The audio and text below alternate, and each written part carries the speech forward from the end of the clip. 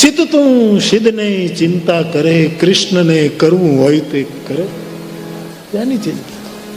સુરતના આપણા કવિ ભગવતી પ્રસાદ સાહેબ લખી ગયા, 80 વર્ષની ઉંમર થઈ ત્યારે એને લખ્યું, મેં ઘણી વખત તમને કહ્યું, 80 ને આરે પહોંચ્યો છું, હવે મારો કે જીવાડો, હરી મને 2.5 અક્ષર શીખવાડો. હવે મને 2.5 અક્ષર આવે.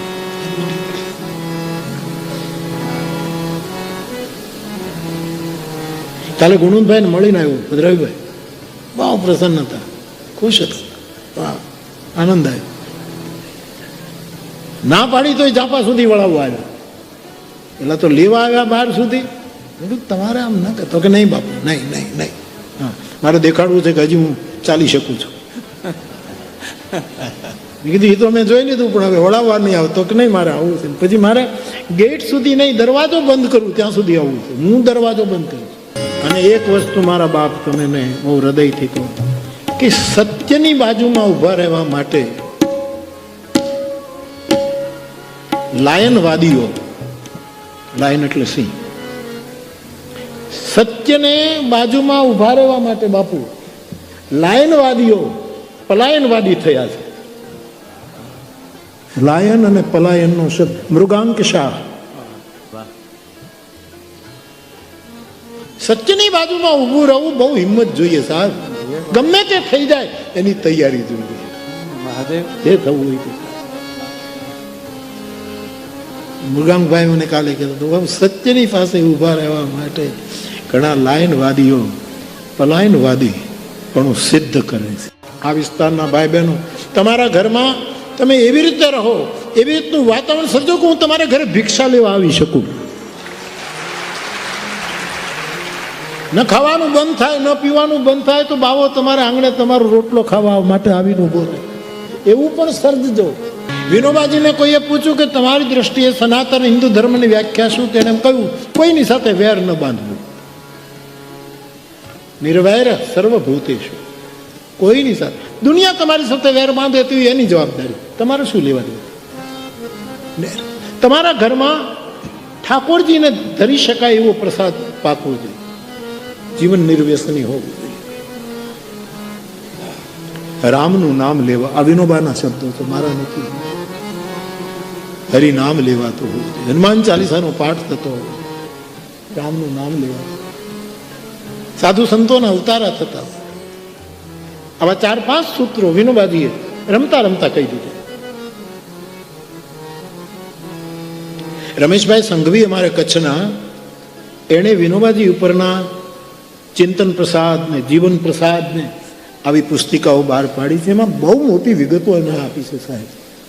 ગજબનું કામ કર્યું. એટલે ક્યારેક મને મોકલે એટલે હું જોઉં ને પછી મને ગમી જાય એટલે પ્રસાદ નામ સ્મરણ સાથે કહું. તો બાપ, આ તમારી કથા છે. આ કથાનો વિષય રહેશે માનસ રામ કથા. કારણ કે રામ કથાની કોઈ સીમા નથી. આની પ્રતીતિ બધાને છે. નાના પ્રકારના રામ, આકાર નહીં પ્રકાર, નાના પ્રકારના રામ અવતારો થયા છે. અને તેથી રામાયણ 7 કોટી અપાર, 100 કરોડ રામાયણ નહીં, અપાર રામાયણો છે. શતાધિક રામાયણનો તો હું સાક્ષી છું. આ લઈને બેઠો છું એટલે ભારતની પ્રાદેશિક ભાષાઓમાં રામાયણ, વિદેશની ભાષાઓની રામાયણ, ચાઇનાની રામાયણ, જાપાનીઝ રામાયણ, આના જે ભાષાંતરો ઉપલબ્ધ થયા, શતાધિક રામાયણનું અવલોકન તમારા મોરારી બાપુએ કર્યું છે. રામાયણ 7 કોટી અપાર. એવી રામકથા, તમારી કથા, તમારા લીધે યોજાતી, તમારા માટે આ કથા યોજાય છે. ત્યારે આપ, હું ભીડ માટે નથી કહેતો.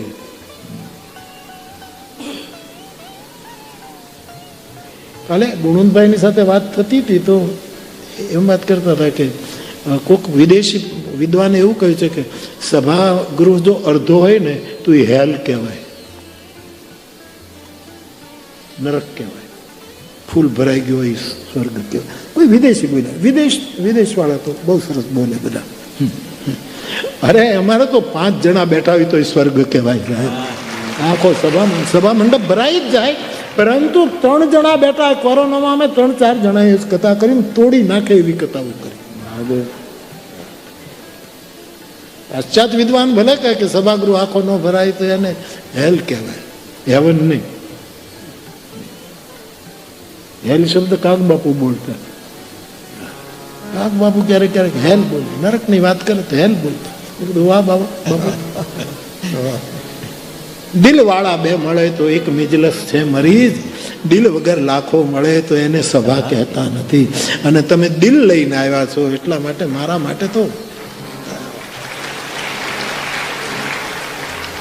વળી પાછો વર્ષે આવીને બાબો ઉભો રહે છે. ક્યાં ખબર નહીં, માને પૂછશું.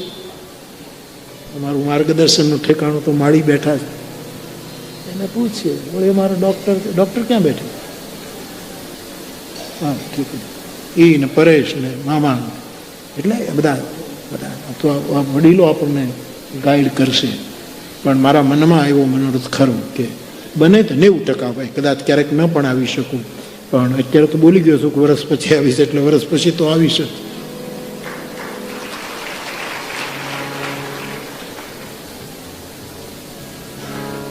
તો આવું ને વર્ષ પછી. બોલો જય સિયારામ, જય સિયારામ, જય સિયારામ.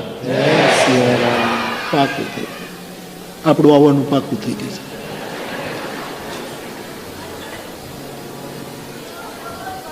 હા શું?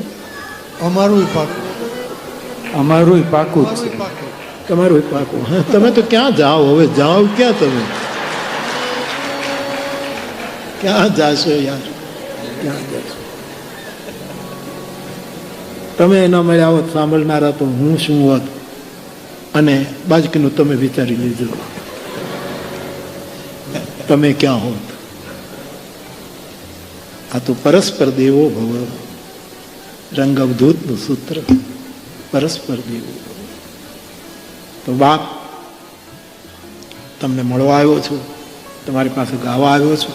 તો કથાનો વિષય છે માનસ રામ કથા.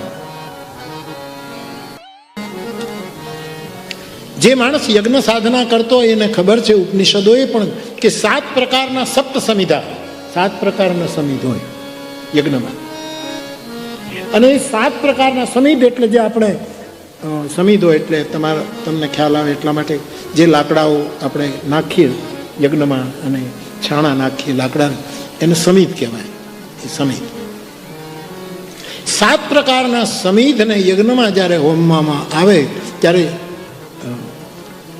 યજ્ઞકુંડમાંથી 7 રંગની જ્વાળાઓ પ્રગટ થાય. આ વિજ્ઞાન છે. યસ, આ વિજ્ઞાન.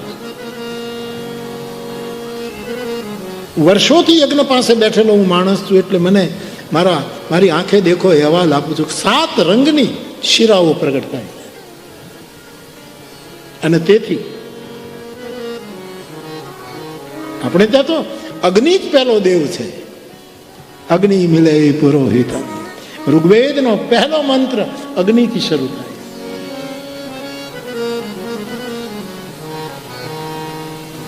આપણો આ પ્રેમ યજ્ઞ છે. જ્ઞાનની આપણી ઓકાત નથી, પણ પ્રેમ યજ્ઞ છે. અને રામ દુલારી બાપુએ બહુ સરસ કહ્યું. હમણાં આપ બ્રહ્મ વિધાનજીનું પેલું લખો છો, સારું છે, બહુ સારું. રામ દુલારી બાપુ એમ કહેતા કે તમામ સાધનાઓ, આપને તો ખ્યાલ હશે, પ્રેમ સુધી લઈ જાય છે. કોઈ પણ સાધના જો પ્રેમ સુધી તમને ન પહોંચાડે તો તમારી સાધના અધૂરી છે. તમામ સાધના પ્રેમ સુધી, પછી વ્રત હોય, ધર્મ હોય, નિયમ હોય, મૌન હોય, તપ હોય, જે કંઈ કરતા હો, પ્રાર્થના હોય, સ્તુતિ હોય, અનુષ્ઠાન હોય, જે હો, રામદુલારી બાપુ એવું કહી ગયા કે બધા પ્રેમ સુધી લઈ જાય અને પ્રેમ પછી તમને પરમાત્મા સુધી લઈ જશે. આવું એનું એક અદ્ભુત સૂત્ર.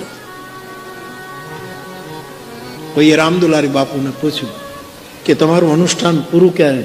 કે હસતા હસતા, કોઈને ખબર ન પડે એમ મારું અસ્તિત્વ ખતમ કરી નાખું, એ જ મારું અષ્ટાંગ.